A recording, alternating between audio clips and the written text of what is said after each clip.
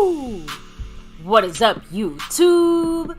My Cowboys family here, bringing you guys the latest update on our very own Dallas Cowboys. And of course, as always, thank you so much for joining us here tonight.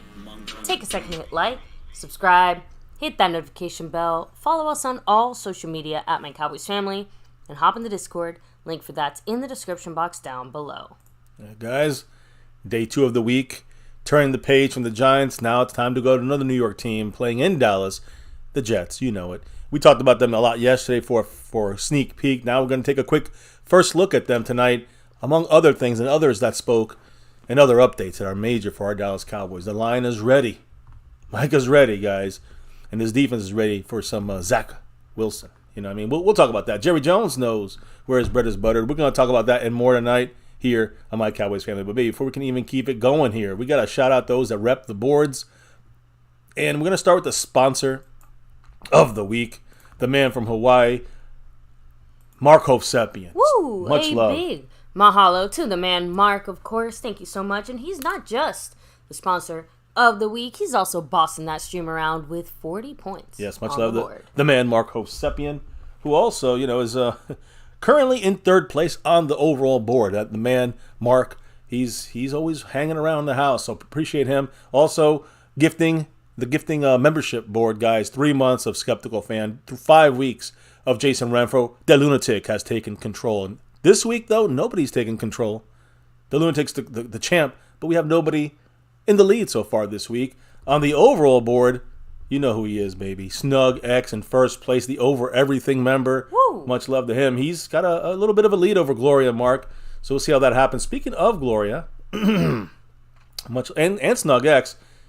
Snug X, of course, is our Cash App king for 4 straight weeks. He was trying to go for 5 on it, and he ended up in a tie. We have to break this tie here in MCF.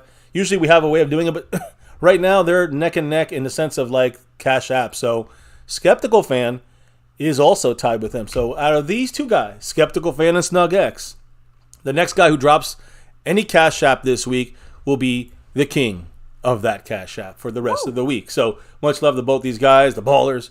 Snug X overall leader last week, the last 5 weeks, the Cash App king, but Skeptical Fan always skeptical, 3 months of membership. And of course, also tied for first place there. But we have a new leader this week.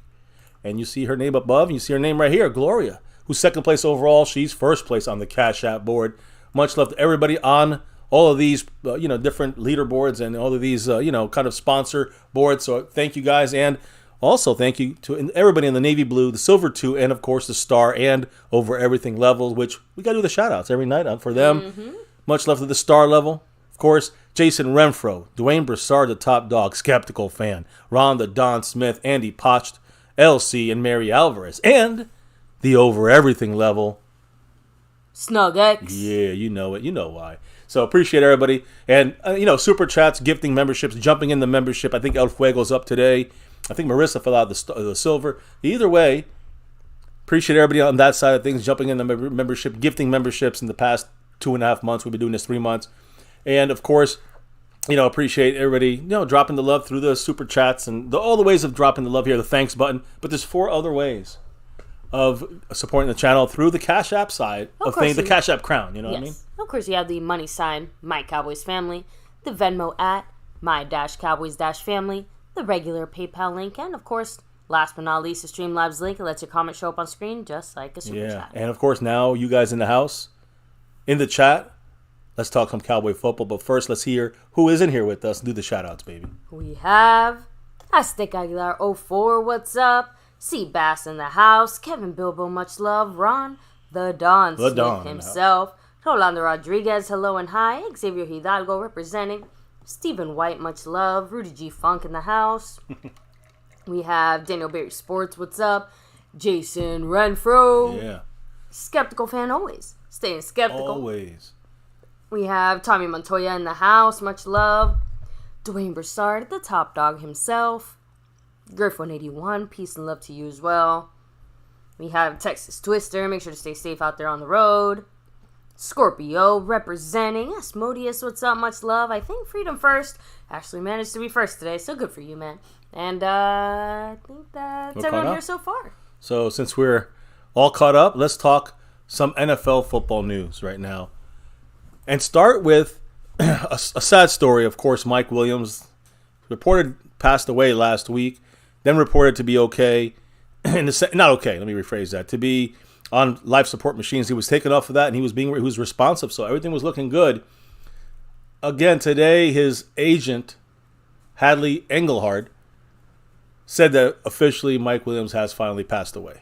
Unfortunately, guys. So, and as I hold back after that horrible news, we got some good news. Ron the Don Smith, he's making his kicking in the door where he win the 4-4, or 5, I should say. He dropped 5 on it. The OG since day one, Ron the Don Smith, dropping 5 gifted memberships.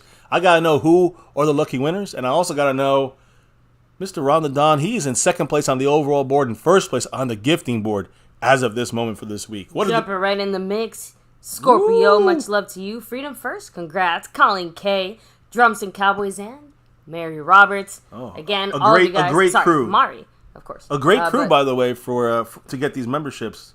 Make sure to give Ron the Don some love in the chat. Drop them if you got them, especially, guys. Hey, remember, got those Jets emojis ready to go. Got some new emojis for the family. If you're in the membership, drop them now, baby. Drop them all. We got a lot of Jets emojis for you guys, so get ready to have some fun this week and this Sunday.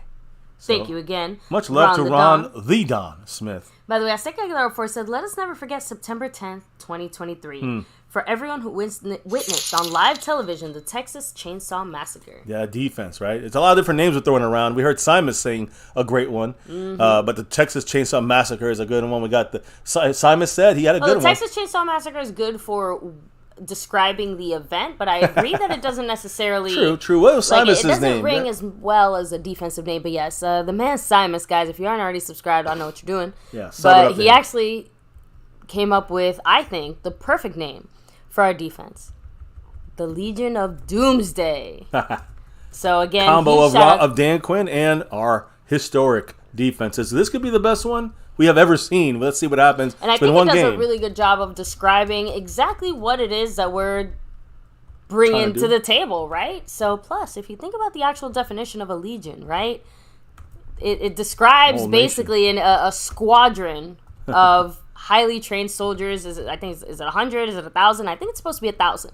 So our Cowboys are certainly fighting out there like a whole 1,000 soldiers. So and well trained, they certainly are. So and of course we're gonna get into a little bit of this, a little bit of that, and I know you mentioned that there's some very interesting NFL news, and especially nowadays, and right now especially, almost all the NFL news is Cowboy adjacent in one way or another. That is the fun of the official football season, of course, right? It all comes back to our Cowboys one way or another. So with that said, I'm going to hit up the chat a little bit more, Kip the Craze, what's up? And yeah, the Jets do actually have a pretty solid defense. So you saw that live in action. Even though A-Rod obviously went down, you know, they still managed to scrape together the win, and a huge part of that was the defense. Although obviously Josh Allen did the Bills no favors there either. Not at all. Mary Alvarez, much love to you. I hope you're also having a great night and doing well. Drums and Cowboys, and of course, you got to share the love. Got to shout out the man Ron Smith, right? Bo Smith. Speaking of Smiths, what's up? Hello and hi. Napoleon in the house. Let me see here. I also disagree that the Jets are going to eat us alive. With what exactly? Offensively is the issue for them. Defensively, if we attack them too much, it could hurt us. I don't think we're going to do that. I don't think there's a need to attack. I'll explain. I'm not scared. Genuinely not scared. So, Texas Twister, I'm not sure what the record is for the most yards by a quarterback in a home opener. Don't expect it to be Dak, though. I'm going to let you know right now. Highly, highly doubt it. And if it is, probably doesn't feel great. But by the way, Zach Luna, I think we did touch on his $2 holiday there for a second. But thank you so much, Zach Luna, who said Marquise Bell is the overshown that we never knew we had. You know, remember we had said this last year that he had explosiveness. He could hit. He kind of, not the linebacker. To me, he reminded me of like more of a Cam Chancellor, even though he didn't have the body size for it. But man, he has a DeMarvin Overshown type body that hits the same way and has the same explosiveness. Overshown was like this in this season, but he seemed like just a more ready guy, right? A more ready kind of role for that Dan Quinn defense for this thing. But Overshown gone, Marquise Bell stepped in, stepped up, and did great. Great reading of the running plays, helping the run support. For a guy his size, taking on 300-pound guys, he used his quickness to get out of that stuff. I So love seeing what Marquise Bell has brought to the table. I will admit, because it's still so early and so fresh off that Overshown injury, there's still a little part of me that's sad because I'm seeing Bell and I'm like, damn, if Bell is playing like that, imagine how much better Overshown would have looked. But Bell's doing great. And I'm not taking anything away from him. That's my point. Right. He looks that good. And Overshown was better. So, honestly, just looking forward to that next year, obviously, and really happy that Bell was able to fill that role. Undrafted player last year. Fantastic job he's doing. Him and Wanye Thomas, both undrafted last year. Both major contributors to this defense. And we're levels deep here. Speaking of levels deep, the Don. Ron the Don Smith here with that 5 on it. Woo! Still in second place, but he's taking Mark down to Damone Clark, 33 points. You know what the Don himself had to say? What did the Don say? The Cowboys' doomsday defense is back. And I believe we definitely put the NFL on notice. Yes. We will beat the Jets, and I believe it's our division. We, I think, are controlling things. The whole league is on alert. Now, we have to come through, right? We just can't hear shit the bed and say, oh, we won by 1 or we lost by 1 and, oh, shucks. No, we got to blow this team out. And again, if you want to show that you're an elite team with an elite Super Bowl run and keep getting that confidence that we should get when we win games like this, then let's see it. Let's see us shut this team down to single digits. I don't know what to say. Yeah. And Haley 94, you got to stop listening in on my personal conversations with Mr. MCF. It's starting to get creepy here. Because he said it'll be good to see what McCarthy dials up for the Jets. I think our tight ends want a second chance and are anxious to make up for the drops. I just think that's very funny because Mr. MCF and I spent a few minutes talking about the tight ends, and I bitch moaned and complained quite a bit about the tale of basically the two sides of the tight end situation, right? The blocking is like out of this world. And then in the past, it's like, oh. Listen, we're working on that, In the rain and, at home. I mean, in the rain compared to at home and nice and dry. Trust me, Ferguson he hadn't dropped any passes this in his career with the Cowboys. So I feel good about that. The tight end's doing better. Hendershot, not sure. He's dropped passes throughout his last year and this year. So. For whatever the reason, I do agree though that they're trying to probably make up a little bit of that. That's it. It still leaves a sour taste in your mouth regardless. So with that said, baby, let me go ahead.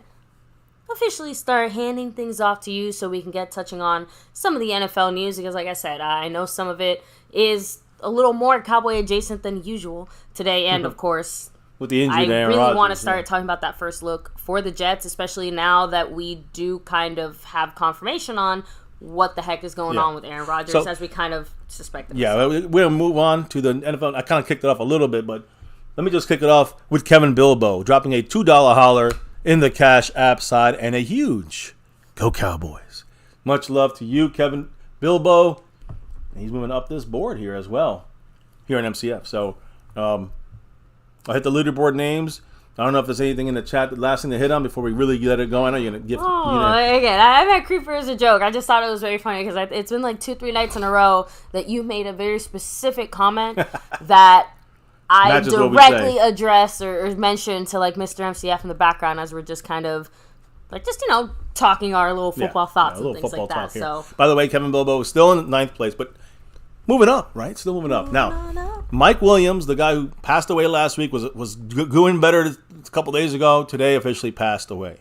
Very unfortunate. Yeah, his agent said that. He said, "quote He'll be missed. He's fought hard his whole life. Prayers to his family. He was tragically injured while performing electrical work." A metal beam fell on him, so it was like a month ago he passed away, so our condolences that direction. Now, the Chiefs, we know that Chris Jones got a 1-year redo on his deal. It's worth up to $25 million for this 1 year. The base remains the same, $19.5 million, but he has a chance to make up the fines that he lost, so he can make that up with an incentive package, and then he'll be a free agent after the season. But the Chiefs still have a tag opportunity. Okay. So they can keep him around another year. So they still have options. No, the Chiefs do, yeah. And Chris Jones. An option. Chris Jones kind of stuck there unless they don't want to hold him there any longer. So we'll see what happens. No offense to Chris Jones, but this was the worst holdout ever. Just saying. Like, he accomplished... You can say Barkley was worse. Nothing, basically. Barkley and Josh Jones. Josh Jacobs from the Raiders, running back. Saquon Barkley, running back for the Giants, and... Chris Jones, all these guys are holdouts in trying to get a new deal. None got anything. Zach Martin. That's I was just about to say, the only player that I know of that's held out and it actually worked out for them, Zach Martin. Exactly. Out of all these players that we've brought up and mentioned, who is the most critical out of all these players? Yeah, it's Zach Martin. I'm sorry. Even Chris Jones, I don't think guys like Barkley are that's the only playmaker they truly got there in New York. Let's be honest. So, you know what I'm saying? That's their superstar, and he didn't do shit against us. I'll tell you that. So, you know, I think Barkley is more important, but as a running back, it diminishes his importance as well because you can use anyone in that spot. And that's why, even though he might, you know, it's not our fault that the Giants schemed themselves into a hole with Barkley, right? Mm-hmm. Yeah, exactly. So, we got them to have to get out of the run because of the points we scored defensively, special teams, and offense. So we're good there. Anyways, much love. Everybody here dropping the love, dropping the knowledge. You know, can't do this without your guys, you know, support chat. You know, whether it's the drops of love, drops of knowledge in the chat. So thank you guys. So definitely an interesting look at our division for sure. For sure. So anyway, back to you. Yeah. So anyway, that's Chris Jones's situation there. Now, Seattle Seahawks today. Yesterday they brought in Jason Peters. Today they signed Jason Peters. Just like that. 41 years old, back in the NFL, starting on the practice squad. 41? Yep. Damn, I forget. I keep forgetting how old he is. Yeah, and he's back as the practice squad player for the Seahawks. He'll be elevated up there. But hey, you know, a guy we've been talking about for a while, the Cowboys said, nah, no more. We're going to stick with our young guys and roll the dice. And we did, and they did good. And as far as our young guys, I guess, in this training camp, but Chuma Edoga, the veteran of them all, is our guard and our swing tackle backup. So he's all over the place. Anyways, veteran offensive tackle Ty Nsekhe. Remember him? Mm-hmm. Former Cowboy. Today's signing with the Cleveland Browns. Now, you know, the Browns lost offensive tackle Jack Conklin to a season-ending injury in the opener against the Bengals, which they won. But my point is that Ty Nsekhe was out there. You know, there's no offensive line depth, and they had to desperately sign him now. And he hasn't been signed the whole offseason, Ty Nsekhe. So, you know, he used to be really good, I think, when he played with Washington as a backup and with us and other teams. He hasn't, you know, the Bills, he hasn't been much. So the Browns are literally bringing in just depth for their offensive line there with Ty Nsekhe, former Cowboy. Now, Eagles, they got Nakobe Dean. We know about that draft pick. They're bragging about him for 2 years, but he hasn't really played much. In fact, he's expected to miss multiple weeks with a foot injury he suffered against the Patriots. Again, they thought he was going to be gone for much longer. Let's put it that way. No surgery was required. So he should be back with plenty of time this year sometime. But he's only played 96 total snaps. That's like a game and a half of football so far in his so far now 2-year career. The Eagles then signed linebacker Nicholas Morrow to the active roster and placed linebacker Nakobe Dean on the injured reserve, which takes him out for at least 4 weaks. They also added linebacker Rashawn Evans to their practice squad. So you've seen the Eagles have to make moves. They lost another depth piece for them at linebacker. And Nakobe Dean is not really that, I don't know if people wanted him, but man, I guess not really the most important guy to have picked up there for the Eagles. They were bragging way too openly and loudly about him. They got to wait to see what he can do. 96 snaps is nothing in 2 years. In 2 years, I'm saying after this year is over for him. By the way, you want to talk about quarterbacks overpaid or this and that? NFL Week 1, Josh Allen, Joe Burrow, and Patrick Mahomes. They all lost, if I'm not mistaken.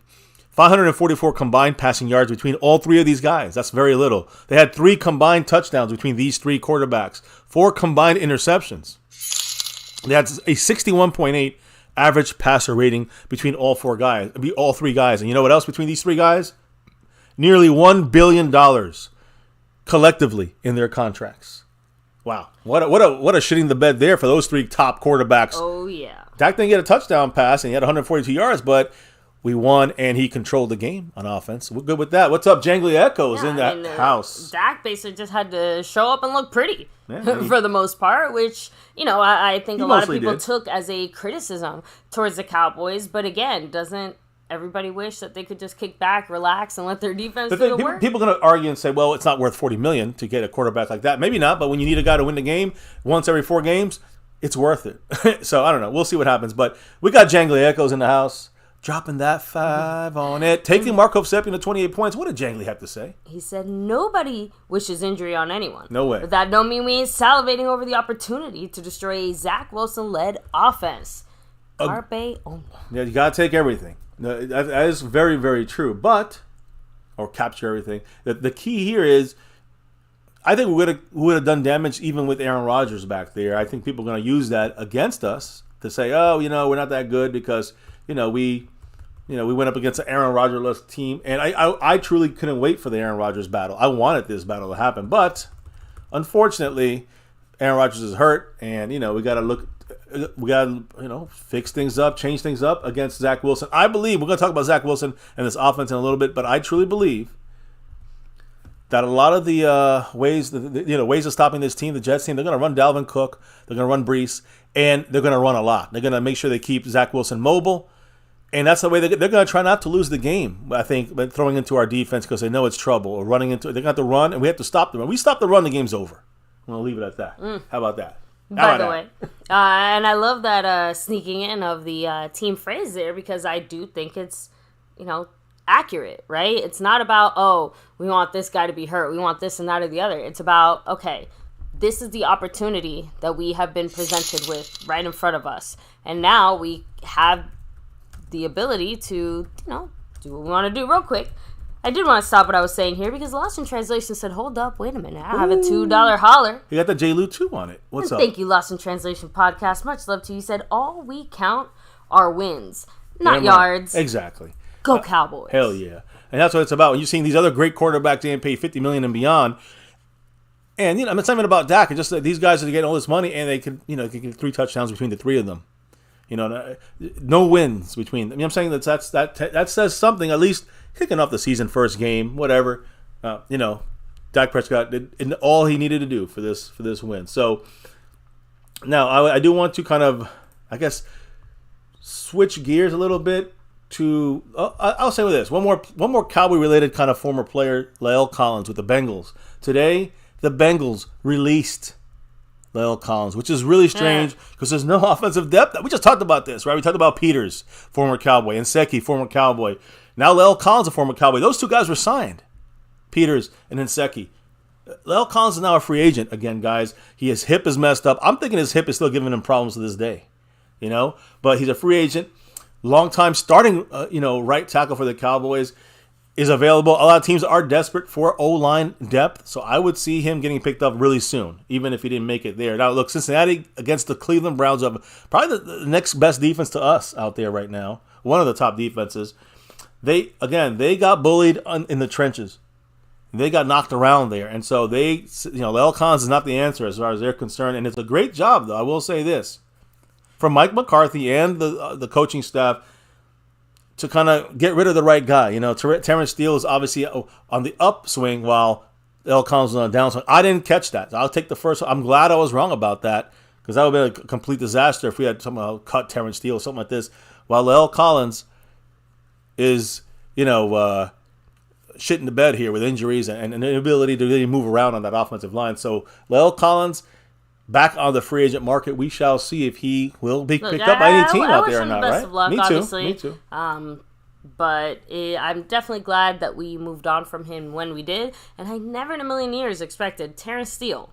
If you would have rewound and told me a few years ago, like, hey, by the way, that guy there, yeah, that's going to be your starting right tackle. I would have laughed in your face. And he would have been like, yeah, he's going to get paid like 90-something million, whatever $1 million he's getting paid. Oh, and he's actually going to be good. Yeah. I'm like, bullshit. It's like, not only bullshit, but like, you really had to throw in that last thing? Bullshit. So, anyway, you get my point here. Marco Seppian repping it with 26 points there on the board. Much love, Lost in Translation podcast, and everybody else in the house. Hitting that like, hit subscribe, hit that notification bell. Now, interesting kind of thing that came out from the NFL. I don't know if you heard about this, baby, but former NFL Network reporter Jim Trotter today filed a racial discrimination retaliation lawsuit against the NFL and U.S. District Court for the Southern District of New York. He's represented by 2 of Brian Flores' attorneys. So his lawsuit points to the blackballing of Colin Kaepernick, the discrimination by John Gruden, the race norming in the NFL concussion settlement, and the pandering to the BLM movement as examples he cites as, quote, historic systemic race discrimination. Now, there's a lot of different things, and he actually has the, I think, one of the NFL owners, what was the owner? Terry Pegula. He said some stuff about going back to Africa or something like this. It was pretty racist in my mind if this claim is right. Then Jerry Jones also was named in this as being, racist in there. And what was said? Jerry Jones allegedly said, quote, if blacks feel some kind of way as far as owning a team, they should buy their own team and hire who they want to hire. That's a supposed quote by Jerry Jones. So what do you think about that, baby?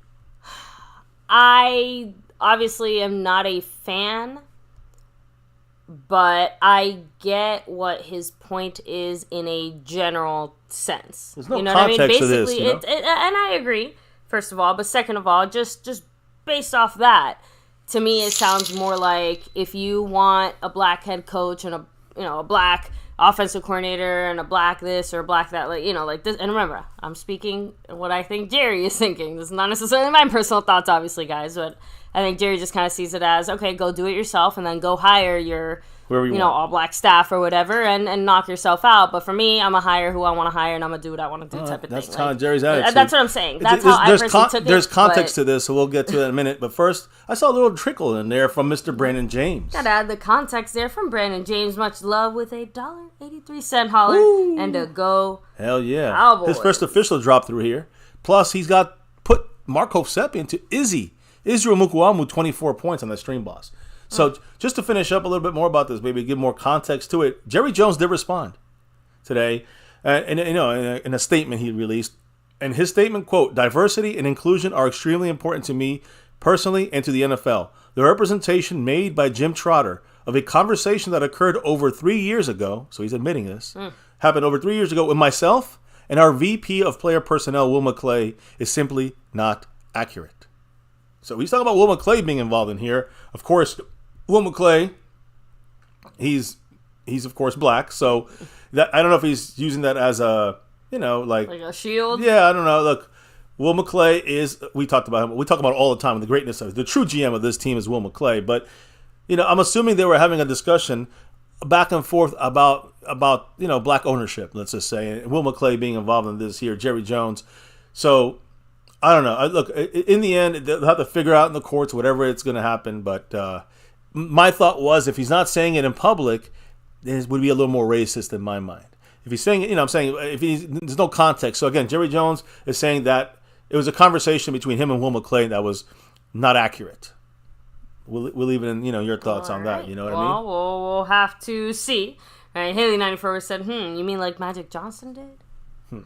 So, hey, he had a different kind of leverage, I think, back in the day. So, and I admit I don't know as much of the history, but I'm having a lot of fun watching the show Winning Time with Mr. MCF. Yeah.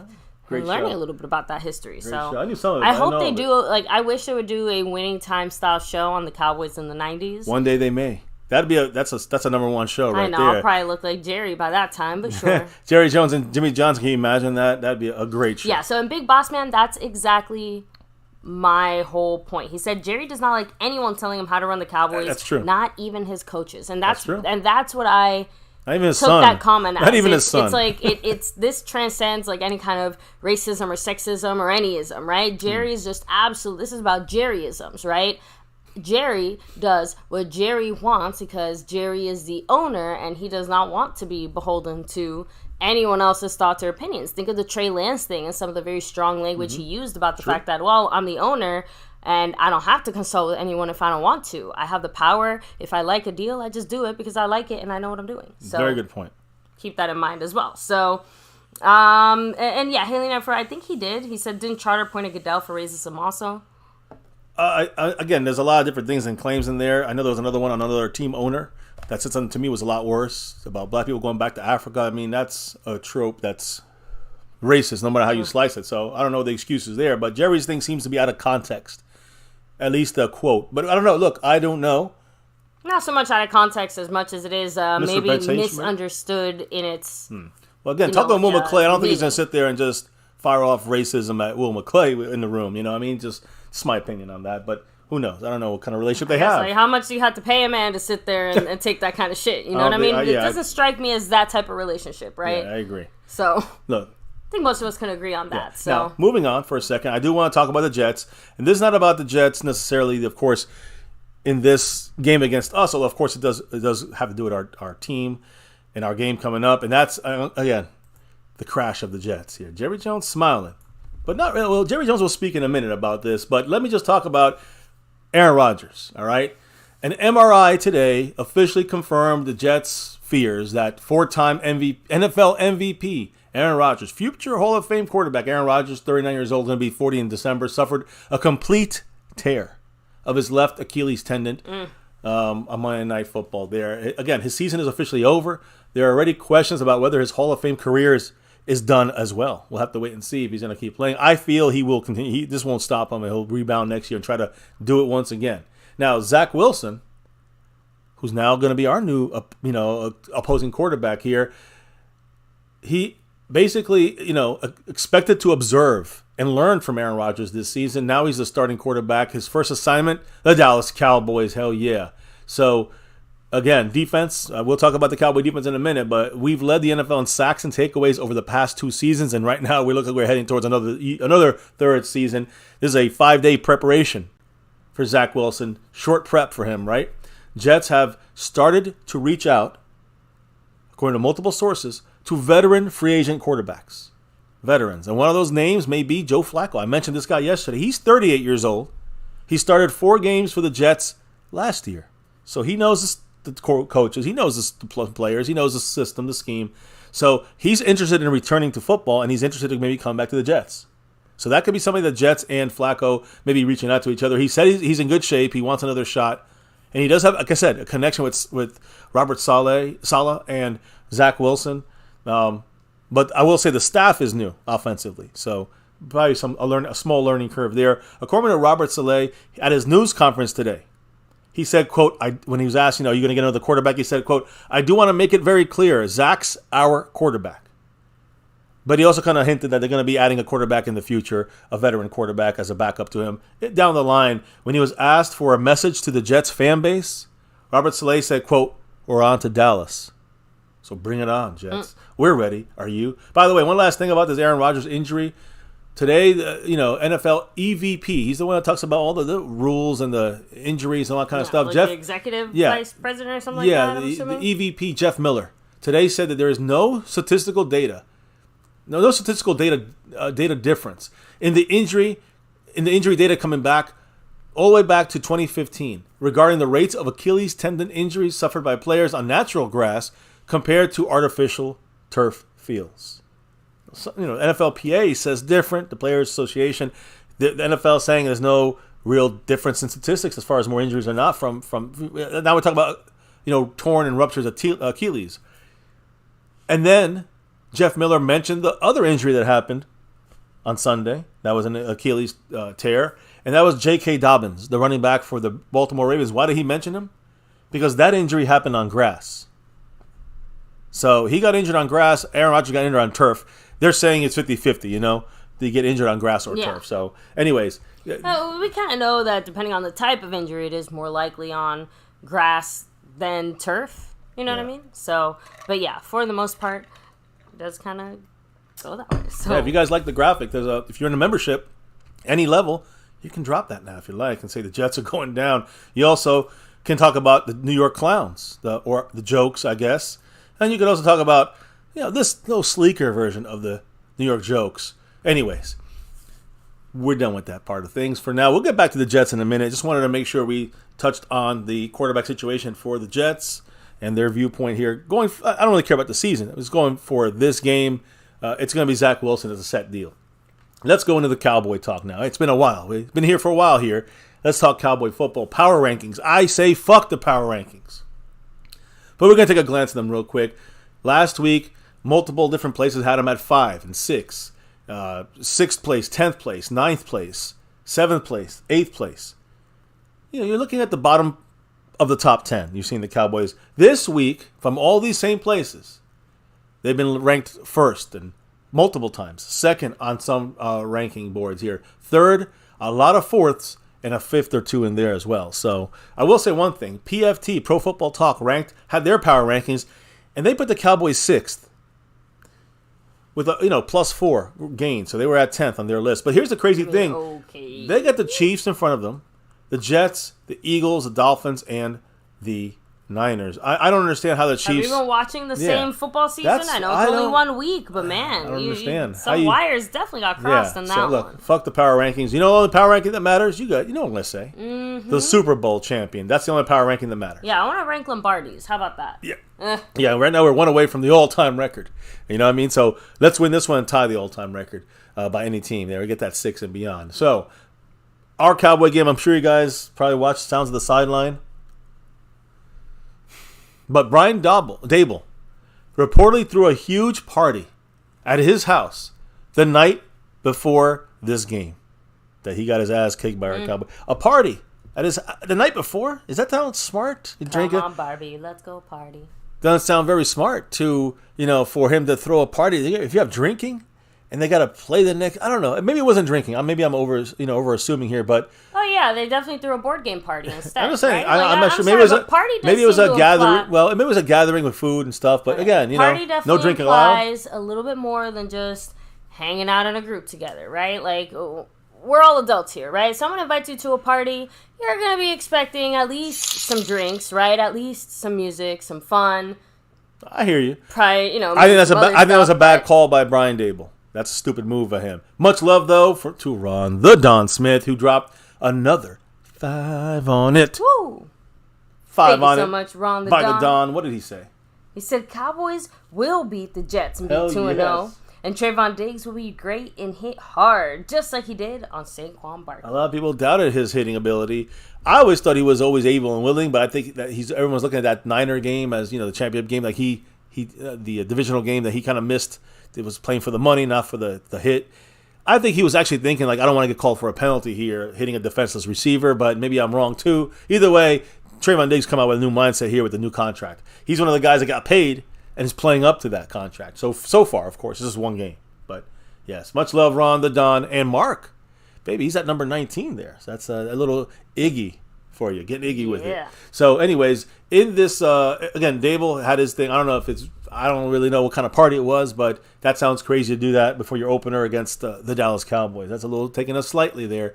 Now, the Cowboys today released, not a player, but they released the sounds from the sideline, which is great. If you guys haven't watched it, watch it after our stream. And just a couple quotes. Micah Parsons was making fun of CeeDee Lamb after that 49-yard catch and run because he felt like CeeDee should have ran to the end. He had the speed to beat everybody there. He beat Xavier McKinney with a great move, but then he couldn't beat Adoree Jackson. Oh, Adoree Jackson's fast. Michael was like, quote, if that's me, I'm out of there. I'm not getting caught. And J-Ron Curse reminded him, he said, you know how fast Adoree Jackson is? And Michael's like, yeah, you're right about that one. And then afterwards, you see him messing with CeeDee Lamb, saying, you got to find a way to the end zone. I love they're pushing each other on each side. It's like, great. You did something elite. You did something great. Well, I'll do it again. That's the right attitude. It's not just let's celebrate. It's let's do it again. Other things, Tank saying, quote, let's make these mofos quit before halftime. Kind of came to fruition there. Of course, if you watch it, Aiden Dirty, he has that the font that's like British looking because he is British. So, and then Chauncey Golston was looking for the most sacks in a game. It was 14. He thought we had like 9 before halftime. I think we thought we also had like 9 before halftime, but we ended up 7 in the whole game, halfway to the record. But yeah, we annihilated Daniel Jones. And as I talk about this game, I want to say a couple other big things about this game. This is very interesting because this is going to be important for the Jets game as we go forward. But despite the most lopsided shutout in NBC Sunday Night Football history, remember they took over in 2006 on Sunday Night Football, the Cowboys' 40-0 win over the Giants averaged a total audience delivery of 21.8 million viewers. Guys, even when we blow out, they still love us. They hate us, they still love us. Viewership peaked early in the first half at 25.9 million viewers. Almost 26 million viewers, guys. That's, again, this is the biggest lopsided victory on this channel in the history of this channel. And still got almost 27, peaked at 27 million viewers, averaged 21.8, insane, fantastic. You want your viewership. Chris Collinsworth said it. You want the Cowboys on 17 straight weeks nationally televised. Cowboys. Now, I will say this about this game.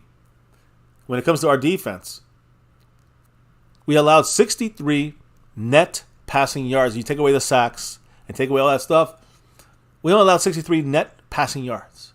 That's the fewest net passing yards allowed in a Cowboys season opener since 1974 when we played at Atlanta on September 15th of 74. So so many records are being shattered here by this defensive performance and overall performance in this game on that we just got through here, which we already closed the book. A couple little feelers here. Like this first week, guys, we're back. The Cowboys are back on the scene here because when you look at the most dominant and efficient offenses, well, let's say defenses, the Cowboys are number one, all right, without a question. And the only team that comes a little close would be the Browns when it comes to efficiency. You got the Washington Commanders, you got the Ravens, the Jaguars, the Niners. They're around the top 5 there. But the Browns are the only ones that are even touching our star. Let's put it that way on the graph. And when you look at the most efficient offenses, we weren't asked to do much. But we were the 6th most efficient offense by another group. Yesterday we were the 5th most efficient quarterback with Dak. But when Cooper Rush came in, our efficiency dropped a little bit. Still, 6th most efficient offense in the NFL. So again, the Dolphins, the Rams, the Chargers, the Raiders, and the Packers, which are basically tied with us for 5. So I'm just saying, this is where we're at. We're very efficient on offense. Let me continue speaking on this, though. The Cowboys scored on 55% of their offensive drives. The league average, 37.9% last year. All right? So I'm just saying, like, the overall league average of scoring on your offensive drives is around 40%, let's just say. That is the average last year. We were scoring 55.5% of our drives in this game. Of course, why was that? The defense, short field. This is why I say it's not all offense in this capture. It's about the defense giving the Cowboys short fields and able to put points up offensively, special teams, however you do it when it comes to putting up the points, a field goal or a touchdown. We scored 55.5% of the time. The average last year was 37.9%. And also keep in mind, baby, that we also kind of took out our starters at the last couple of drives. The last 2 drives, we had 7 plays, and we punt, 3 plays, punt, 4 plays, and punt, or whatever it was. So efficiency even went down more that way. We could have probably had that number even go up higher when it comes to scoring if we really wanted to try and put up a field goal or something like that. So, remember we went for it on 4th down towards the end. Yeah. Probably could have put up a field goal if we wanted to. So, anyways, and that would have mean I would have put up like the 60% of the time we score on offense. So again, I want to make sure what this tells me is that our defense gives our offense a lot of short fields, and the offense puts it in the end zone. The offense gets points off turnovers. That's the offense's job at that point. We just need to get the points off the turnovers. We're going to win. Trust me on this. So again, it's too early to conclude anything about McCarthy's new look offense. I'm talking about all this offensive stuff here. But I think there's a couple of things we got to kind of look into, kind of key in on in the next couple of weeks. We can start with this week. The Cowboys remained aggressive on 3rd down. It wasn't like Kellen Moore wanted to be aggressive every fucking play to a detriment. Trust me, check the Jacksonville game. Check the Green Bay game last year. But McCarthy in Green Bay we talked about this early in the year in the offseason. If it's going to go more McCarthy in Green Bay, McCarthy was extremely aggressive, not every down, 3rd downs, always aggressive. We did it again this game, so that's important. Keep watching the 3rd down aggressiveness by the Cowboys, meaning 1st down, 2nd down. We want to get to a 3rd and 4, 3rd and 3, or get the 1st down, obviously. But if we get the 3rd down, 4, 3rd and 3, we're aggressive. We're going to get that 1st down. The Cowboys feel that way. The Cowboys seem to. That's the game plan for this team. So.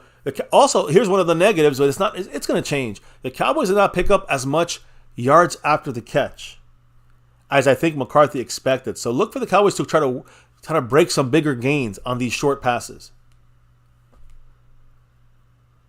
Also, what happened on 2nd downs? 2nd down, when we got stopped on 1st down, it's now 2nd and 10 or 2nd and 8 or 9. What did the Cowboys do?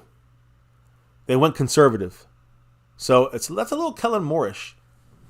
To me, at least. Well, But definitely has some ode to Kellen. But it could be more of a quick pass for 3 yards rather than go for the 1st down marker on 2nd down, right? Yeah. 2nd and long, we didn't go for the 1st down marker. We went for 4 yards. Again, which I don't mind that. I don't mind that. And again, we obviously saw some of McCarthy's tweaks and differences and stuff like that. But when it comes to that specifically, we just didn't get to see as much of it, I think. Yeah, I agree. Because of, I hate to keep blaming it on the weather, but obviously it impacted, the play calling and McCarthy's choices and everything else. So I don't know. I think the explanation for this. So on 1st down, whatever happened on 1st down, if we got 6 yards on 1st down, Cowboys got aggressive on second down, or they didn't have to get. They got the first down on a run or something, or on a quick, a conservative pass, and got those 4 yards. But if they got only 1 yard on first down, you know what the Cowboys didn't do on second down?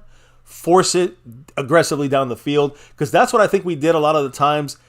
And I'm trying to say this. I say aggressively. I don't mean like going back there and then launching it, or going back there and throwing a 15-yard pass. I'm talking about conservative. You can run, which I prefer not to, but it's more the quick, safe pass. So what do you do in a second down when you get a quick, safe pass? The Cowboys don't want third downs and whatever. But if you are a 2nd and 9 and you make that a 3rd and 3, fantastic. You still be conservative in that. If you are on a first down and you get 8 yards, now it's 2nd and 2, you could be aggressive. You could be conservative. You'll get that first down. And the Cowboys just continued moving the ball down, or will continue doing that, I think, based on the down and distance situation. You'll be aggressive sometimes when you're closer to the first down marker on second down, or on third down, you're going to be more aggressive down the field, but you're setting up an easier third down. With Kellen Moore, it was a 3rd and 9, a 3rd and 8, a 3rd and 12. We've been talking about this. That sets your quarterback up to fail. It puts him forcing to be aggressive down the field in double and triple coverage with predictable play calling and offensive, routes. I'm going to say receiver routes by Kellen Moore's kind of game plan. So to me, that's what you're seeing already from McCarthy, the change, the difference. So, and I also want to say another thing here, guys. When you look at some of these players that we had recently and released, let go, didn't sign, Cedric Wilson, Randall Cobb. Mm-hmm. I know we're going to see Randall Cobb this weekend. Yeah. Noah Brown, Dalton Schultz. Guys, where are they at? What are they doing? And the reason I say that is, why were they superstars for our team? But elsewhere, they're just below average. This is the Jerry Jones clown show shit I'm talking about. McCarthy cleaned house of that shit and said, you know what? We're going to go with, up the talent here, not just play with the scraps that they're giving us. So Dak, everyone says Dak has had every weapon, but when you see these guys leave our team, do they produce big numbers on offense? I'm saying, do they produce big numbers elsewhere? Because I don't see these guys doing anything outside. Dak didn't have these weapons sucked that Dak had. I know and not every weapon sucked, but that's look at Josh Allen. They're complaining about he needs more weapons, but you take CeeDee Lamb out and you take Stephon Diggs out, and you look at our in previous years what we had on this team. Who do they have now? That Kincaid, Cooks, Davis for their when it comes to for Josh Allen and Buffalo. So I'm just saying, like, Dak is really losing guys that are not producing elsewhere for the most part. That shows you that we were forcing him to produce with guys that were not producing here, that were not really producers in the NFL. So using lesser talent was a real bad choice there by the front office. And at least I think we're seeing some of that come to fruition here by seeing these guys leaving and not doing diddly squat. Now, we talk about some guys that are making and producing. I talk about CeeDee Lamb. You know why? 3,000. I'll say why in a minute, because Redman are dropping it like it's hot with $1.40 holler. Coming through, kicking things off with a classic. Go Cowboys there. Thank you, of course. And by the way, to everybody here chilling, hanging with us. You know how you can say Go Cowboys right here, right now? It's by hitting like, subscribing, hitting that notification bell. You can follow us anywhere and everywhere at MyCowboysFamily and hop in the Discord. Link for that's in the description box down below. So, but yes, kind of rolling back here. Yes, 5 is always greater than 4. Redman are. You already know it. So yes, the Giants fans can take a seat. So can the Packers. So. Let me see. Jason Arthur said, the more things change, the more things stay the same. It's Cowboys win every week, and Houston will lose every week. Yeah, I mean, that's kind of a done deal, right? It definitely feels that way. Thank you, Eastside, for being a troll over here that, just can't ever get any wins. Anyways, CeeDee Lamb, the reason I'm bringing him up, baby, because he has 3,473 yards, receiving yards, in his first 50 career games. Look at our history, baby. CeeDee Lamb with that number beat Dez Bryant by 33 yards. Just saying. Dez had 33 yards less than CeeDee Lamb after 50 career games. Michael Irvin, 3,130. Drew Pearson, 2,721. So CeeDee Lamb is now number 1 after 50 games in our history when it comes to yardage, receiving yards. Now, I do want to say, remember we spoke about this earlier, about the tight ends? Of course, yesterday we talked about the negatives on the tight ends. They had the drops. They had some issues, right? Hendershot dropped it. Ferguson dropped the pass. So Ferguson, who's, again, our starter, number 87, recorded the second highest run blocking grade among all tight ends in week 1 per PFF, which is showing you where he helped out guys like Tony Pollard, Rico Dowdle, and others running a damn ball. So, again, Jake Ferguson might have faltered a little bit in the receiving side of things, like you said earlier, but the man is blocking second best, according to the the analytics of PFF. I know that the tight ends had a bad pass catching day, but they were a big part. If you watch the replays, they were a big part of Pollard scoring touchdowns. Oh. At the goal line, you saw guys like Ferguson and Hendershot blocking well. So again, baby, after years of having not really good tight end blocking, what's the difference maker you think in this thing? Because we improved Dalton Schultz as well. Mm-hmm. So Dalton Schultz improved. Ferguson's looking great. Hendershot's looking great. Schoonmaker's looking good. What's the connecting there? The coach? Yes, it is. Lunda Wells. So, who Ferguson, by the way, if you guys remember on Saturday, I kind of mentioned Ferguson's comments on Lunda Wells and kind of thanking him and saying, like, I would not have even made it this far without his coaching. Yeah. So, again, great to see the coaching upgrade. Yeah, for 3 years now. The fourth year, I think, with Lunda Wells. And he's obviously made his mark here. I love this coach, and he's a great, the players love him. And it's not just low, he's a great guy. They're actually producing and getting better and evolving as blockers. And they're really good blockers last year as rookies. Even better this year. So I love it, and keep it going that way. It's going to help the run game. It's going to help pass protection. It's going to help this team and this offense. So now we look at this interesting statistic. 3 of the 4 biggest shutouts in Dallas Cowboy history have come from week 1 primetime games. Yeah. So that first game of the year, the Cowboys are like shooting stars. 40-0 on Sunday. 38-0 in 1978 against Baltimore. You call that one. And 35-0 against in 1995 against the New York Giants, which, of course, that's the one I talked about. The Cowboys went on to the Super Bowl in 2 previous seasons and winning in 1995. So keep that in mind, brothers and sisters. OG in the house, the Don Ronald Smith. What's up, Ron the Don Smith? What did the man say with that $2 J. Lou holler? He said CeeDee Lamb is going to be better this game. You know what? I think he's going to get better. Every game keeps going. I think you're going to see him kind of becoming more comfortable, more open, finding ways to manipulate the defense. And I think when you have Cooks and Gallup and other stars out the backfield, tight ends just getting the easy stuff underneath, how do you stop us? If you use it right, McCarthy has an idea. If you use it right, and simple game plan for everyone, the receivers, the tight ends, the linemen, the quarterback, everyone. Find what they give you, take what they give you. We score 17 to 21 points a game on offense. The defense does the rest. We win every game. I mean, that's what could happen if the Cowboys defense, plays the way they've been playing. So we'll see what happens there. Much love around the Don Smith. Marco Seppi down to 16 points on that board. So when I look here, guys, I see, the Cowboys with Tank Lawrence. He's going to have a new thing going on now that he's giving back to the community, donating $2,500 for every sack he records, and Globe Life will match each donation dollar for dollar. That's really cool. So that's awesome for DeMarcus Lawrence. Jonathan Hankins, talking about the defense here. Jonathan Hankins deserves a huge shout out, guys. He did a great job on Sunday night. If he can maintain the starting role there at nose tackle, and he did some great stuff helping out guys like the linebackers, LVE, Damone Clark, and Marquise Bell. If he can keep doing his job there, and basically what I'm trying to say is letting Mozzie continue to learn and improve, right? If we can do that, we'll be in great shape for the rest of the season and for next year and years to come. Also, I guess I'm flipping it back to the offense for real quick, but, Tyron Smith, who played with that rolled ankle and everything, didn't allow a pressure and all that good stuff. A little interesting little piece of information about Tyron Smith. Kayvon Thibodeau, number 5 for the Giants, a great pass rusher, second-year guy, a guy I warned against. He had 0 games last year where he didn't even register a quarterback pressure, right? So what I'm trying to say is every game he played in last year as a rookie, he registered at least 1 quarterback pressure. That all ended the first game of this season. He got no pressures because of Tyron Smith, guys. He started this year with 0 pressures.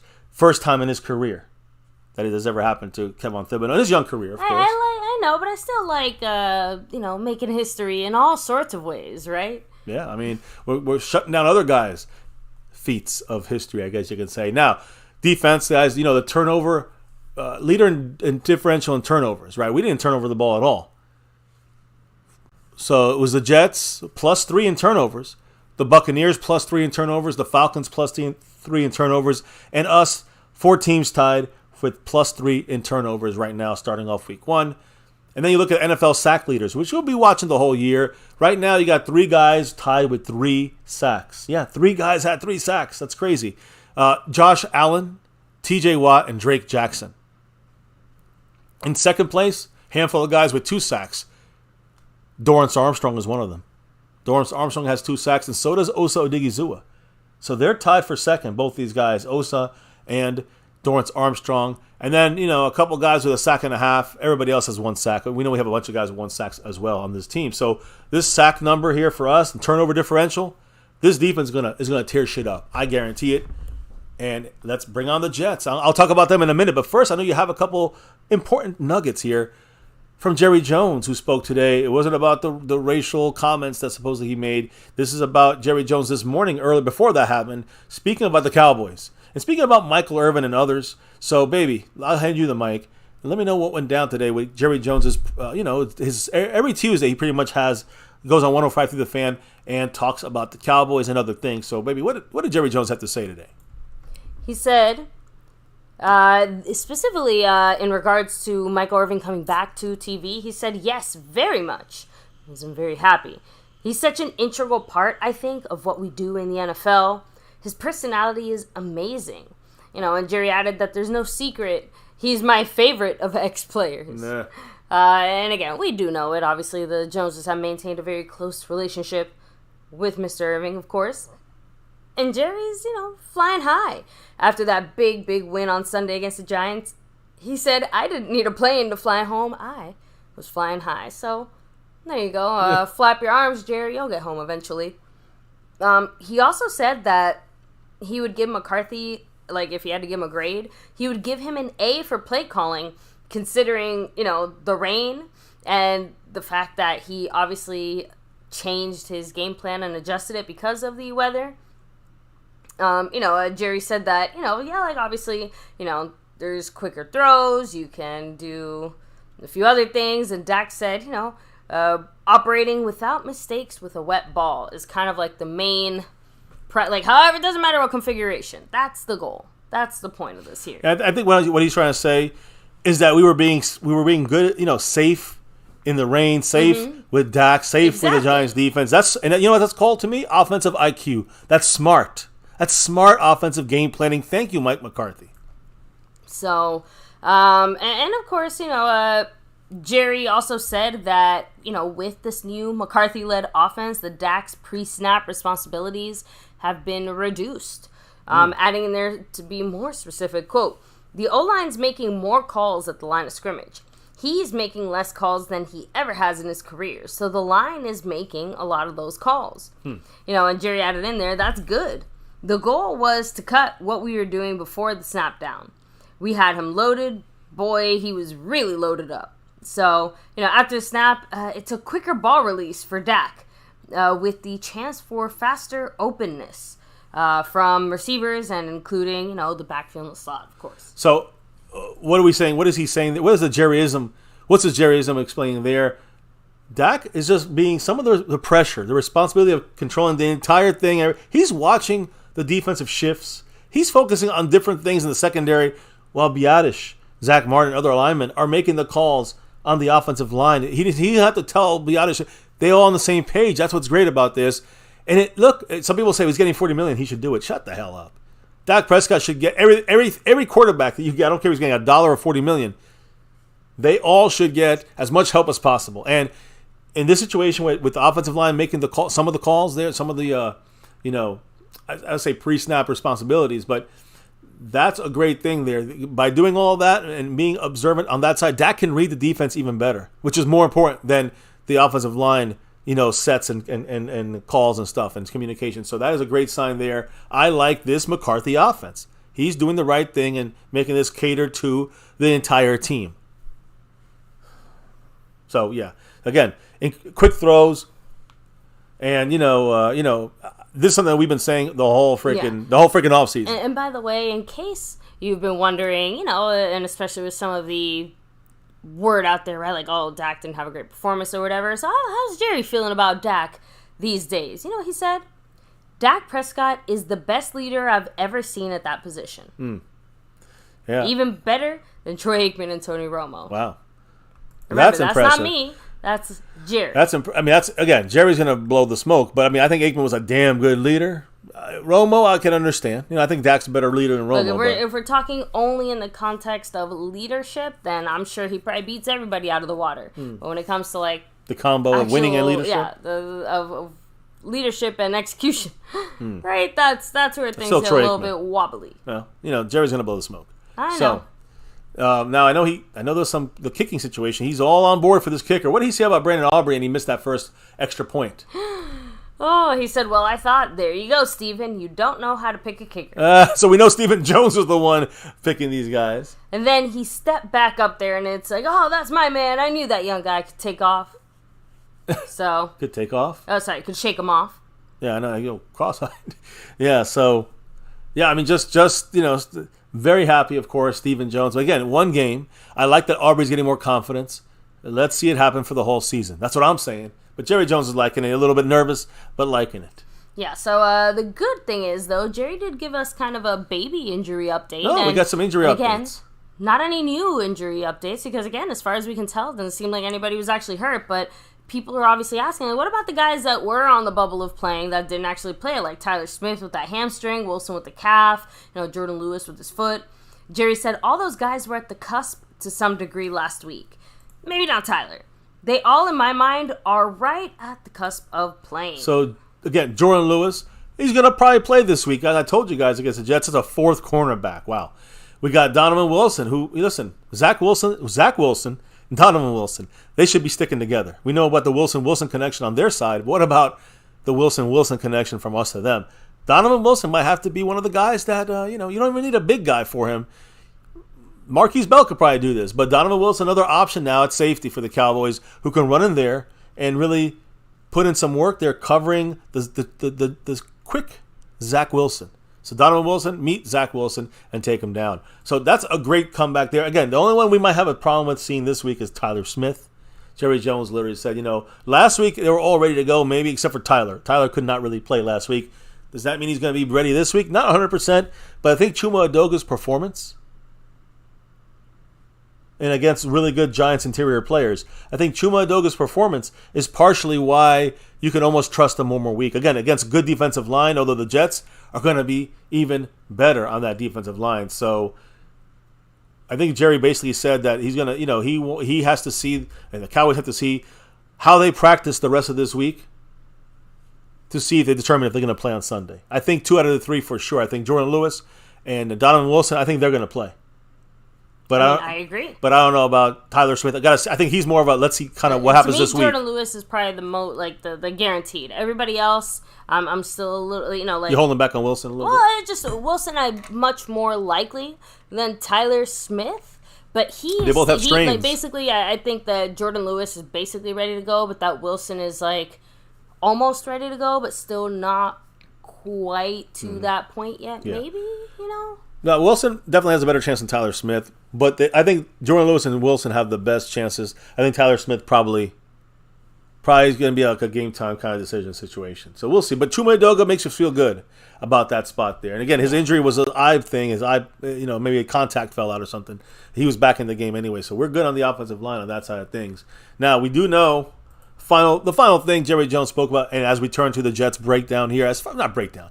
I know we got J-Ron Kearse who spoke, but Jerry Jones also talked about this game yesterday with the New York Jets and Aaron Rodgers, our next opponent. So what did he say about the injury to Aaron Rodgers on Monday? He said that he was, quote, sick for everybody when he saw the injury, but he did give the Jets major props, obviously, for coming through and winning the game. He said that shows the type of team they've got, and they're loaded across the board. This will be a tough game one way or the other. Now, he got injured. Aaron Rodgers. That was, the Cowboys were playing on that field literally 24 hours earlier. But no, I'm knocking on wood. There were no injuries from our Cowboys. Honestly, yeah, I know the weather definitely contributed to some of our more like kind of basic conservative type of plays and stuff like that. But one thing that, I kind of said it a few times, but this really does just highlight it. Our Cowboys were actively avoiding injuries, right? Like, I'm just trying to say that, we went with the kind of safer decisions when it came to a lot of those moments where, like, okay, do you run it? Do you do this? Do you do that? No. Like, we didn't go out of our way to kind of find trouble, is all I'm saying. Yeah. At least in this game in particular. Well, I know Jerry Jones was asked about hearing any complaints from the Cowboy players or the coaches about the field at MetLife Stadium. And he said he didn't hear any complaints about this. No issues for the game for the Cowboys on Sunday night. But, on, of course, Monday, the Jets, they lost. Yeah, and it's hard to argue that there's some kind of issue. Now, I know there's another thing that people are talking about. And because the Jets lost Aaron Rodgers, there's a lot of talk that maybe the Jets want Trey Lance, quarterback number 3 for the Cowboys. So what did he say about the possibility of maybe trading, again, Trey Lance to the Jets? What did he say about that? He said, I can't imagine what it would be, to make that type of trade. But the facts are, just as they do, we could need Rush in a play, and we did last year. We did the year before, and boy, especially when you've got all the promise we've got, to compromise yourself with the depth at any position would be very unlikely. It wasn't at any position. He said he didn't want to compromise depth at that position, that quarterback position. That's a big difference there. Not any position. He's talking about the quarterback position. And that spot, his excuse for not wanting to trade, again, this is his trade move he made, Jerry Jones. So he considers this like Jerry Jones Jr. right here. Trust me. So he thinks this is part of his reputation. He don't want to trade Trey Lance, number 1. Number 2, why would you try to, I guess, get lesser at the quarterback spot, which is exactly what McCarthy's trying to build with Trey Lance going forward. So that's the reason why you're not going to see Trey Lance traded to the Jets after this Rodgers injury. Just wanted to clarify that. It was correct info we're bringing out there. Now, I do also know that J-Ron Kerr spoke, talking about the defense a little bit here. And I know we talked about it earlier. Yeah. But J-Ron Kerr did have his 2 cents. I think it was after the game or maybe yesterday. Might have had the full discussion with him. But what do you have to say, baby, about this game and going forward against the Jets? Yeah. So first of all, obviously we all saw that first very horrible drive by our defense.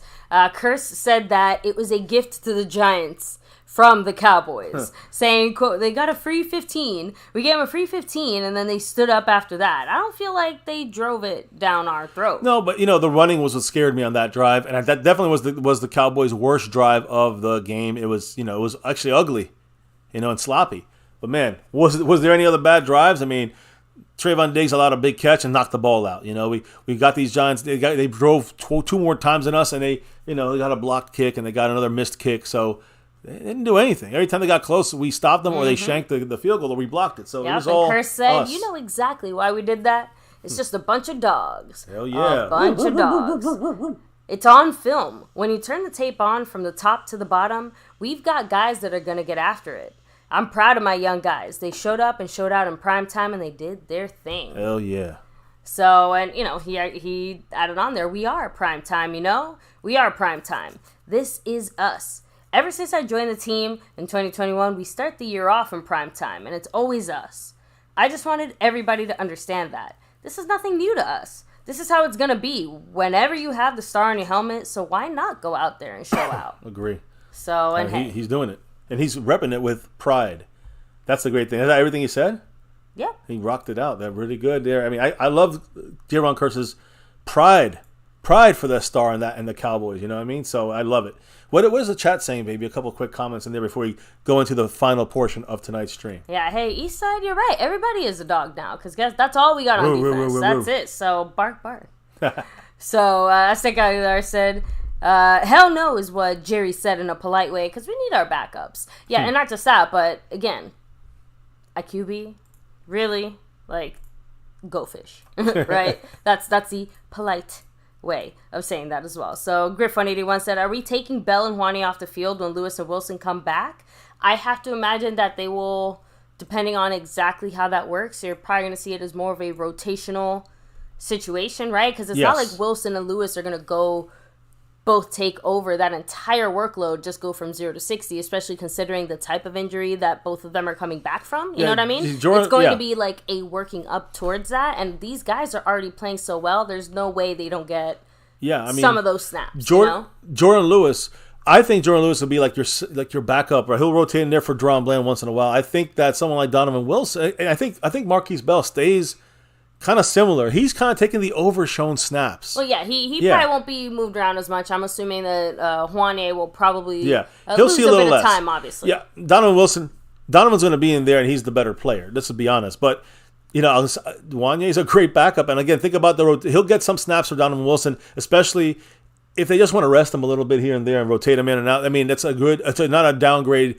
of fearing depths there. We can hold it down with Juanye for 6, 8, 10 plays. Marquise Bell going to take those 10 plays, whatever he did, yesterday or on Sunday, the overshown snaps.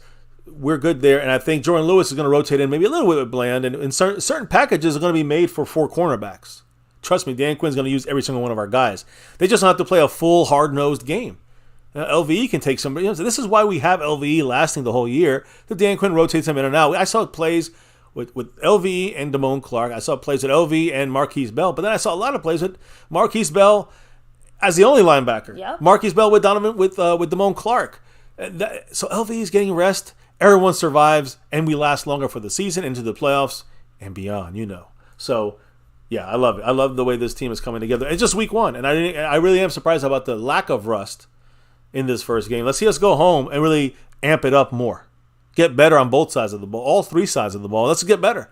We got this crowd behind us. The crowd is going to be, I think, impactful for our own team, because we don't, we've been there multiple times, and we know how not loud it gets sometimes. It gets loud when we score and all that stuff, but we know fans are just like, whatever, clapping for everything that happens. It could be, we could got, a 50-yard pass on us against our defense, and they're still clapping because we tackled them. So, this game, I think everyone's seeing the domination. It's not just like NFL or football news. This is like a little bit more sports news, what the Cowboys did. So even the laywomen are going to definitely, I think, are more invested in this game. You know what I mean? Oh, yeah. So, yeah. So, and again, it's that combination of what we, Dallas Cowboys, have been doing, and also, you have to admit, the whole Aaron Rodgers situation threw a big old wrench into things, and I think that people either want to see the Jets and what they can do without Aaron Rodgers. Obviously, lots of eyes are now back on Zach Wilson to kind of maybe figure things out, although the whole reason they got Aaron Rodgers is because Zach Wilson could not figure things out. Now, I want to say something, baby. When we wear our dark blue uniforms this year, the Cowboys might have had an alteration of the uniform, which is going to be interesting to see. Now, it's not with the jersey; it's with the pants. It looks like they might have made. I don't want to be jumping on this real quick, but they might have made a change on the uniform for the pants for 2023. The silver, the gray pants, the ones that are. Remember the dark silver ones we wear with our navy blue. Not the seafoam green. Like the darker ones. Like it's more of like a it's not like the seafoam. Yeah, it's like a darker gray looking color. Yeah, so the Cowboys are added. It looks like they've added 2 royal blue stripes along down the side of the pants. I like that though. It makes it feel more cowboy. And again, it reminds me of like our white pants that we wear sometimes that look like that. Yeah, and the Cowboys wear the color rush white ones with the those are the ones I'm talking about. So it's just basically the reverse color on that. So it looks nice. We'll see how it looks on the field. That's a theory that they might wear those kind of pants with the white jerseys as well, to kind of throw in a little bit of a different difference with the home look. I have to admit, I'm a fan. So we may see that this week. You may see the white home uniforms with those grayer, not seafoam, but the grayer, darker uniforms that you'll see now. You see us wearing with the navy blue, but you might see us with the new stripe on the side. It maybe fits properly with the white. We'll see what happens. I don't know, guys. We'll have to see. But the Cowboys not only released that today, I guess you could say we found that. The Cowboys released the unofficial depth chart. You want to hear something great about this, guys? The depth chart for this Jets game, no changes from last week. Nah. So no injuries, no changes. Injured guys are still there in their rightful spots. If they're not playing, we got the backups with great, knock on wood, great start to the season. Let's get this game 2 now underway. The Cowboys opened up as 3-point favorites at home against the Jets. Monday night impacted things. You know what happened? DraftKings Sportsbook lists the Cowboys by the morning as 7.5-point favorites. It went from 3-point favorites to 7.5-point favorites, and then 9.5-point favorites now. So, Zach Wilson, no one has a lot of faith in you, not the bettors in Vegas. Sorry. The Cowboys are 10-1. Listen to this number. Cowboys are 10-1 when allowing 22 points or less since the start of 2022. In that same time frame, I guess all the games last year and this year's game, the Jets have averaged 19.7 points per game. So, what do you think is going to happen? They going to get that 22? They're not. Zach Wilson, who had expected to, again, watch Aaron Rodgers this year, is going to go up against the Cowboy defense. But the Jets themselves in this game, against the Bills yesterday, they lived in 13 personnel. That's important for us going forward. This is after Aaron Rodgers left. This is the whole game. 13 personnel is 1 running back, 3 tight ends. So when you see that, the tight ends for the Jets block their asses off. Something to keep an eye on when it comes to their game planning for this game. Dalvin Cook, Brees, these guys will be running the ball down our throats, or at least trying to. Even if they're down 10, they're going to still try to run the ball. Trust me on this. So I think when you look at tight end, the one I want to look at the most when it comes to the Jets later on this week, someone named Ruckert. Who is going to be is one of their better blocking tight ends. When he's in the game, look for them running to wherever he is at. So we're going to talk about that later this week. Now, okay, we're just going through some quick things here. In defense for the Jets, yesterday in that Bills game, it is extremely rare. Listen to this kind of crazy. I could have said this in the NFL news, but we're playing the Jets. Extremely rare for a player to hit an incentive by week 1, his monetary incentive. This guy did for the Jets. Jordan Whitehead. All right, he did that. He had 3 interceptions, which gave him, I guess he had to hit 3 for the season. If he had 3 interceptions, he gets $250,000. He hit 3 in one game yesterday, kicking it off. So Whitehead, safety, a guy to watch in this game. He's obviously ball hawking out there. The leader right now in interceptions in the NFL. But he could have been, some people are saying he was maybe the most impactful player in week 1 with 3 interceptions.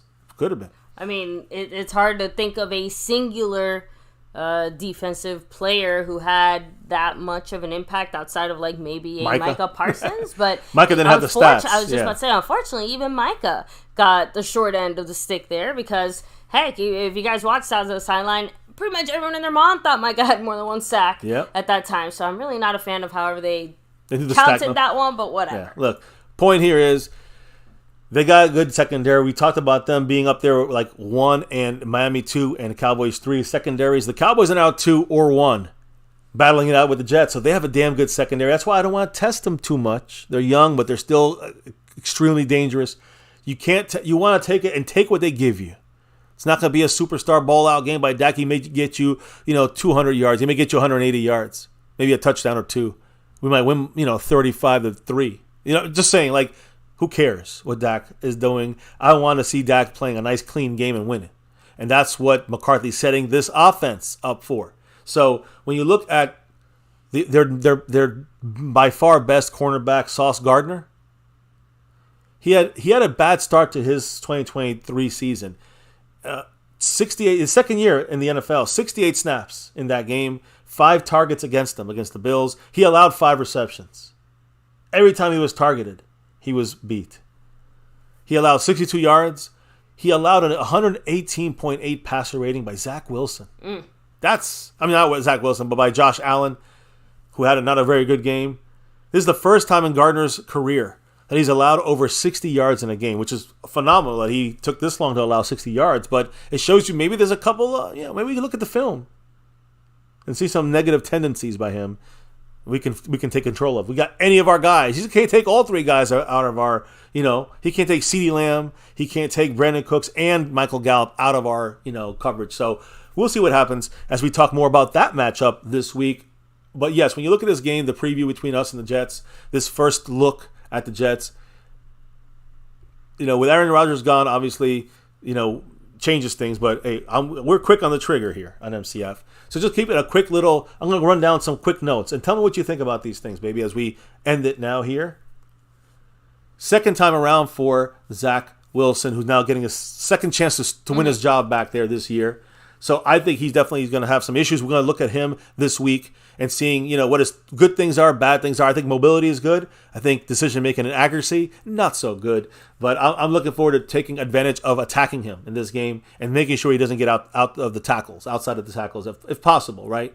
So what about Jordan Whitehead? Again, 3 interceptions. We keeping these names in our head. I'm saying them over and over again, Whitehead. So, again, he picked off Josh Allen 3 times. He hit that incentive. So that's a guy we're going to be talking about as a safety and see more what he does. Like, he seems to be more like a free safety type than a strong safety run stopper. He's back there getting picks. So got to watch for him in the center field playing back there.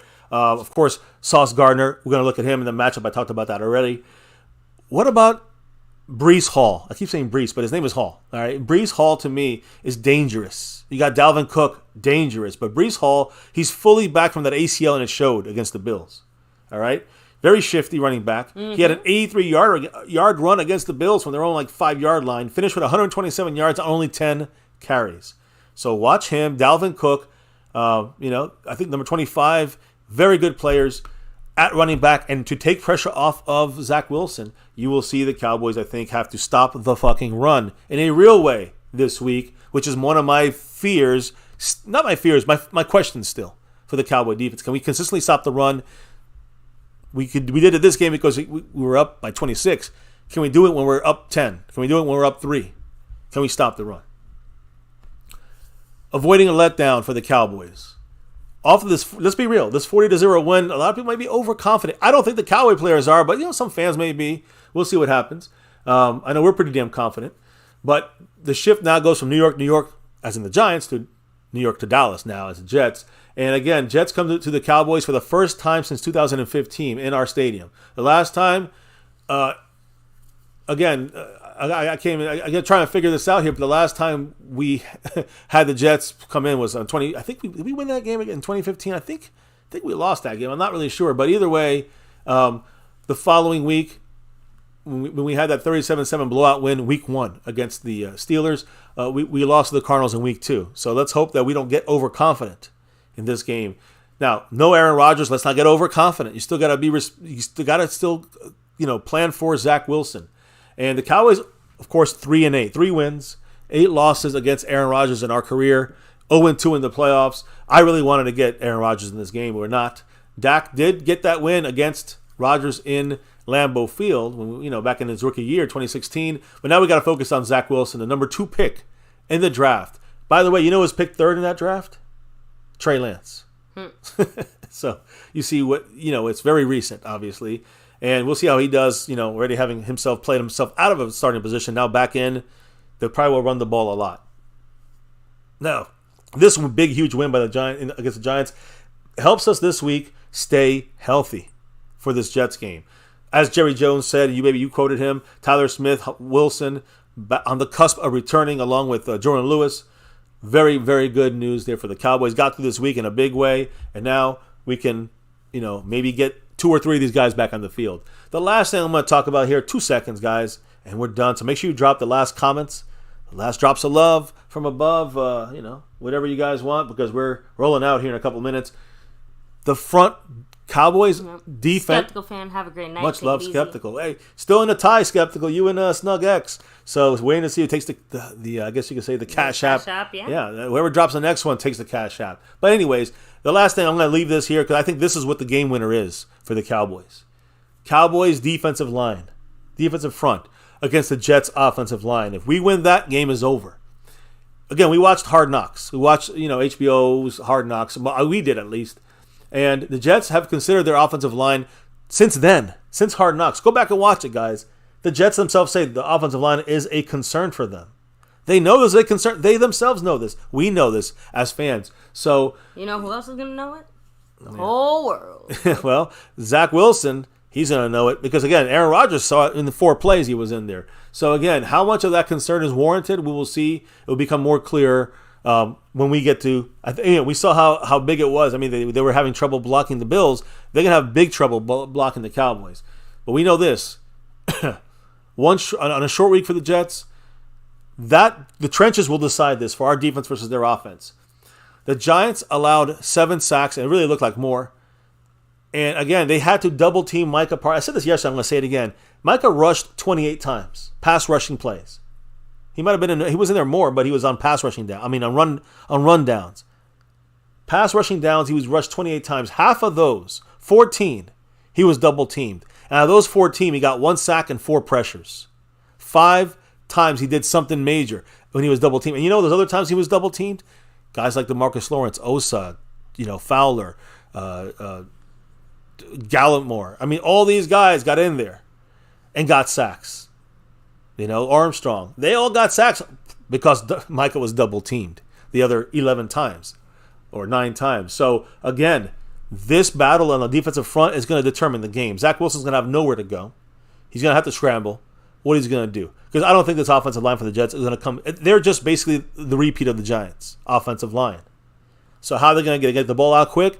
We got Trayvon Diggs, Bland, Jordan Lewis, and Gilmore ready to pick you off. And our safety's dominant. Now we got Wilson back, probably, knock on wood. And you got, Curse and Malik Hooker. You can't really do anything to us. We will pick you off. We will rock your face in. We will get the sacks. We'll strip, fumble. I see animalistic tendencies here. You guys understand me? Mm-hmm. And I also think that if we stop the run, the game is over. Simple as that. Offense, don't make mistakes. Defense, we stop the run, done. It's a game. Yeah, so the rest will stop itself. Exactly. We will make them have to throw all the time once we get a couple points on them, and that's it. That's all it's going to take. So DeMarcus Lawrence, Dorrance Armstrong, Osa, Fowler, they are capable of winning one-on-one matchups when left isolated. And that's what Micah Parsons does the entire game. If they don't stop Micah, they go one-on-one with him, he's going to get in there. He did that the whole game. And if they do double team him, the other guy's going to get in, and he'll sometimes still get in. One of Osa's sacks was because Micah pushed. He pushed 2 offensive linemen double team and back into the quarterback hard enough that Osa went off his ass and then got in there and got the easy sack, all because of Micah Parsons. Unbelievable, phenomenal. So again, guys, after I'm saying all this, if we force the Jets into a passing situation, we got the game over. It's over. But if they can establish Breece Hall and Dalvin Cook, it could be a longer game. It could be a more difficult game. And then, that with their defense, they just want to try to outlast us. Hope that the offense makes a mistake. So if we got to go throwing against their very good defense, you can see some issues there. That's going to be who decides this. How long can we not make mistakes on offense against their defense? And how long are they going to be able to hold back this Cowboy defense when we're going in and just really killing them? Can we stop their run? These are the questions that we have to do here. So we have to figure this out. And I think that's what we're going to take a look at this week. So, baby, quick comments in the chat. I'm sure you I know we talked about this earlier, so you kind of know. Yeah, I already kind of gave most of my thoughts there, right? But nice try. Least side again. You keep trying, but it's just not. Keeps failing, keeps losing. Like who? The Houston Texans. But Thomas Garrett kind of just backing up what you said too. We've got to contain their run game. That's the key. If they could get the run game going, it's going to be a closer game. I still think we win, but that'll be how they can hurt our team. If not, I think we stop the run, we won. Simple as that. Yeah, Skeptical Fan said earlier, Josh Allen was making it really easy to get 3 interceptions. Exactly, and he was going 2 passes were intercepted deep into double coverage. That's exactly what the Cowboys are trying not to do. Like Kellen Moore did last year, we're trying not to do that. And look how much better it worked. We could conserve. We get 17 points on offense, we win 28-0. You know what I mean? Like if we get that in the first or second quarter, we got 17 points, they got 0, the game's over. I'm telling you this. There's no way they come back on us. As long as we don't start throwing the ball every single play, that stupid shit like we did with Kellen Moore, and let teams back in. And that's not about Dak. It's about the possibility to force mistakes, being too over-aggressive when you don't have to be. It's called football IQ. It's called offensive IQ, as I say in the title. That is what McCarthy gives us compared to Kellen Moore. No IQ last year. It was a lot of crazy, flailing for a lot of points here and there, but it wasn't consistent. Mike McCarthy's going to get a feel of the game and then use the offense as appropriate. I like that better. So, let me see. Rolando Rodriguez, much love. He said, are the Cowboys wearing the red, white, and blue helmets again this year? That's a great question. They probably will, but not sure. It hasn't been announced yet. Yeah, as it of has right not been officially announced or debuted for this year. So, let me see here. Yeah, I have to get that steak. I said, start winning games, and then you can say whatever you want, he said. There you go. That's going to take it's going to be a while before they. Bama fan said, I think we beat the Jets by 3 touchdowns or more. Jason Ranford said 42-13. It was a blowout. Yeah, okay. So lots of people are expecting another blowout. Yes. Yeah. I mean, let's see what happens, guys. And again, it's time for those shout-outs. I will say much love to everybody. The tie at the top there, at the Cash App side with SnugX and Skeptical Fan right now. We got Gloria in the lead for this time around. Mark Hosepian, sponsor of the week. And the Stream Boss, 16 points up on that Stream Boss. Much love to him. We got, of course, The Lunatic repping the membership gifting board. And Ron the Don Smith in the lead there on the overall board. You know it is, baby. You know why he's here. SnugX. He's in first place, but there's a lot of people right there behind him, like Ron the Don Smith, Gloria, Marco Sepian, and many others. So thank you guys tonight. Dropping the love. El Fuego. I think he's in that membership. I'm not sure if he's back in the membership in the Navy Blue crew. But we got Ron the Don gifting memberships. Zach Luna, Kevin Bilbo in the Cash App. Jangly Echoes, Lost in Translation. Brandon James, much love. And Red Men Are. Appreciate every single person in the house tonight. Dropping the knowledge, dropping the love. I guess the quick shout outs, baby. Yeah. We have Lee's Side, Scorpio, Tokyo, much love, Rolando Rodriguez, Bama Fan, Jason Renfro, Tammy Soltis, Aztec Aguilar 04. Let me see who else is here. Thomas Garrett, the Superior Garrett. We have Bama Fan, of course. Motor City Maniac. Hey, Motor City in the Griff house. 181, Haley 94. Where? Ron the Don Smith, take it easy. Hey, Don. Yeah, it's as far back as I can go, at least for right here, right now. So, guys, make sure to hit like, subscribe, hit that notification bell, follow us anywhere and everywhere at MyCowboysFamily. But why do we do what we do? I want you to answer, baby. It's that navy blue. Yeah. That silver, too. Hell yeah. And that star over everything. You know it, guys. Never forget here, win, lose, or draw, good, bad, or ugly. We're here at MCF. We're repping that star over everything. Here, 6 years and beyond. 7th season doing this thing. Here at My Cowboys Family on YouTube. Never forget the number one thing here, now, and forever. As always, go Cowboys. Let's get that 6 and beyond. We got 5. Let's get that 6 and beyond. Guys, thank you for dropping the knowledge in the chat all night long. Truly appreciate the love from above by the sponsorship crew here. Anybody who dropped the love is part of the sponsorship here at MCF. Memberships, the whole thing. Thank you all. And of course, as we clock out and drop out for the night tonight, relock and reload tomorrow for the first opening, kind of break into this Jets offense. We're going to talk about that, I think, tomorrow a lot more. And then on Thursday, we'll talk defense of the Jets and the matchups and things like this. We'll do that throughout the week. Before we can do all that, though, baby, before we can drop out for the night, what do we got to do? We got to drop the beat. Oh, yeah. The beat has been dropped. Thank you guys for rocking here with us for another Cowboys chat. Drop them if you got them. The wife just did. You guys got to do it too. Drop all the emojis. The ones you favor or not favor. We get the Jets this week, so there's 3 anti-Jets emojis. Enjoy. Family in the membership. Navy Blue Silver Star or Snug X's over everything. Thank you for rocking once again here with us for another one here on My Cowboys Family here in MCF. A lot of talk. The line is ready, and this defense is ready. Dak's the man. He's, able to read the defense better, play better in this scheme. Jerry Jones agrees. You know who's very scared? Yeah. The New York chokes. The New York Jets quarterback there, Zach Wilson. We're coming for him. They're coming for him. Hell yeah. And here in MCF, never forget, we always rep that navy blue, silver, and star over everything. But here at MCF, here at My Cowboys Family, never forget the number one thing on our channel. Much love to everyone in the house. Appreciate you all. Hit that like for the stream. Subscribe to the channel. Hit the notification bell because we go live nightly here on the Late Cowboy Content Show. Much love to all, guys. Have a good night. Stay safe. Peace out. And oh yeah, never ever forget.